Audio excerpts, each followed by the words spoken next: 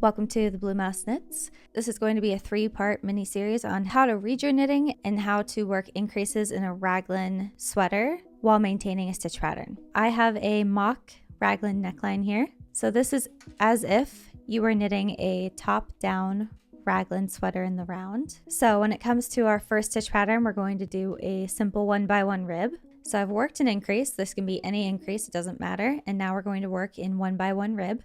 So I'm going to pretend that my pattern says to work a knit 1, purl 1, repeat until we have 1 stitch left, which we will knit. There's no reading of your knitting in this one because this is kind of your setup row. So you just work that knit 1, purl 1 across and end with a knit 1. And now we work and make 1 left. This could be any increase. I'm just using a make 1 left as an example. So if you were knitting an all over rib sweater, it would look something like that in each section. So you work an increase, then work in your rib pattern, work an increase, and then work your raglan stitches. So now that we've worked our first full row, it's time to learn how to read your knitting. So this essentially means that you can tell what stitch to work without having to look at your pattern or without having to refer to a stitch pattern.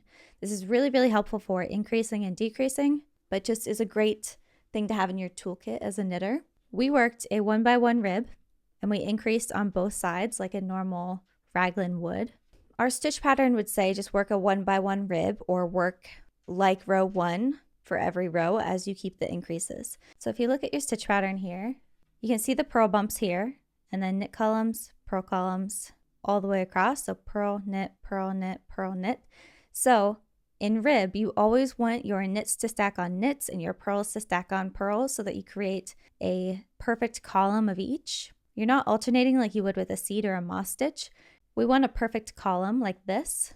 If I'm told to follow a 1x1 rib while increasing, the best thing I suggest for learning to read your knitting is start with what you know. So I know that my knits need to be stacked on top of knits, which means if it was a knit the previous row, I need to knit it this row. If it was a purl the previous row, I need to purl it.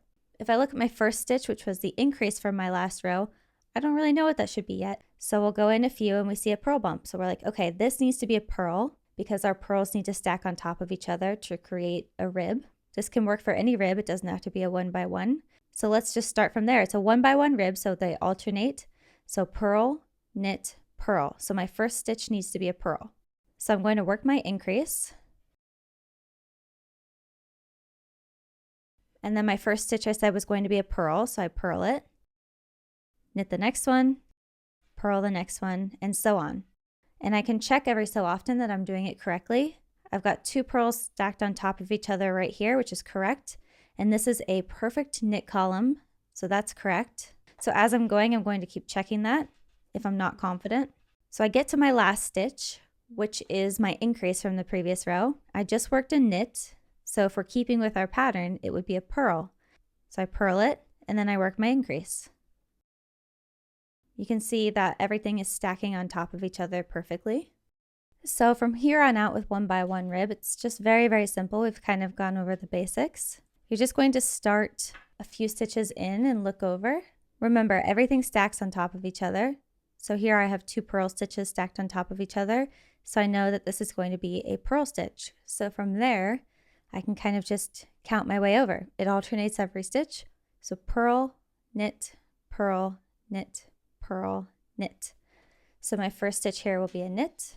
First I work my increase and then I continue my stitch pattern. So I started with a knit and then a purl and then a knit and then a purl. When in doubt, just count a few stitches over and see what that is supposed to be. So I can tell that my next stitch has 2 purl bumps. So I know that that is supposed to be a purl stitch because they're supposed to stack. That's true of all rib.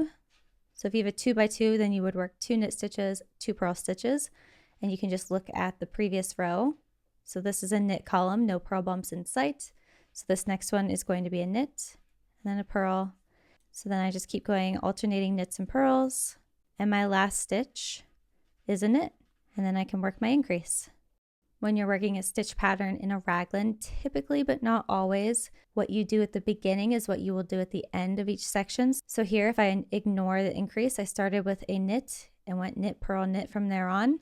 So if I started with a knit, ignoring my increase, I also ended with a knit. So knit, purl, knit. It's not always the case, but if it's a perfectly centered stitch pattern, that's what it will look like. And that's pretty much it for ribbing.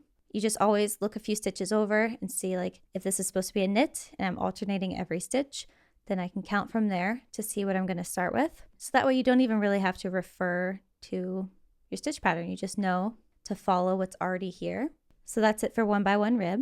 If you found this video helpful, I have 2 more in this mini series. In total, I went over 1x1 rib, waffle stitch, and seed stitch. So you can find those linked below. If you found this video helpful, please give it a like and subscribe for more. If you are looking for knitting patterns, I have an Etsy shop and a Ravelry shop. You can find those linked down below as well.